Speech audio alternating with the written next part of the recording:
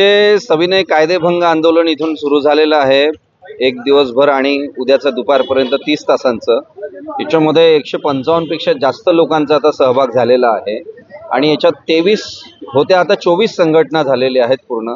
म्हणजे महाविकास आघाडीमध्ये असणारे त्यासोबतच भारत जोडो अभियान, महाराष्ट्र बचाओ अभियान, भारतीय लोकशाही अभियानच्या अंतर्गत सर्व पक्ष संघटना आहेत आणि त्या पक्ष संघटनेचे प्रमुख नेते आणि कार्यकर्ते याच्यामध्ये जिल्हाभरातून इथे सहभागी झालेले आहेत। सकाळच्या वेळी मुद्दाम आम्ही हे आंदोलन सुरू करायच्या आधी संविधान जनजागृती रॅली घेतली आणि त्यात आपण पाहिलं असेल की मोठ्या प्रमाणामध्ये शेकडोंच्या संख्येने उत्स्फूर्तपणे लोक आलेले आहेत। सकाळची वेळ असूनही, पावसाचं वातावरण असूनही लोकांनी 24 तास इथे राहण्याचं शब्द दिलेला आहे आणि लोक इथे थांबून आहेत आणि दिवसभर आणि उद्या दुपारपर्यंत चालणाऱ्या या आंदोलनामध्ये आम्ही हे जे राज्य सरकार आणि मुख्यतः फडणवीस आणि भारतीय जनता पार्टी यांनी जे अधिनियम आणण्याचा म्हणजे यांनी सांगितलं पण होतं की केंद्र सरकारचे जे मोदी आणि शहा यांनी पण अशा प्रकारचे कायदे करण्यासाठी राज्य सरकारला प्रभावित करत आहे किंवा त्यांच्यावर प्रेशराईज करत आहे आणि मग अशा प्रकारचं घटना विरोधी कायदे आणण्याचं काम जे लोक करतात आहे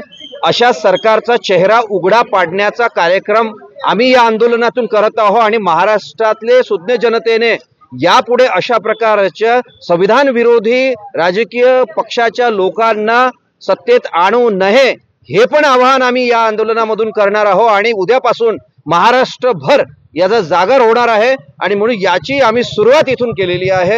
वर्ध्यामधून सुरुवात केली आहे, महाराष्ट्रभर हे पेटणार आहे आंदोलन। मांडण्याचा प्रयत्न केला होता शहरी नक्षलाचा बिमोड करण्याच्या नावाने, पण त्यांनी त्याचं नाव दिलं होतं जनसुरक्षा विधेयक म्हणून, विशेष जनसुरक्षा विधेयक म्हणून। आणि म्हणून या अधिनियमाला विरोधी पार्टीच्या लोकांनी जबरदस्त विरोध केल्यामुळे ते विफगत आहेत, थंड बसत्यात आहे। पण यांचं जर सरकार पुन्हा आलं ऑक्टोबरच्या नंतर तर हे आमच्या छातीवर लोकांच्या या महाराष्ट्रातल्या 12 कोटीपेक्षा जास्त लोक आहेत त्यांना हे प्रभावित करणार आहे।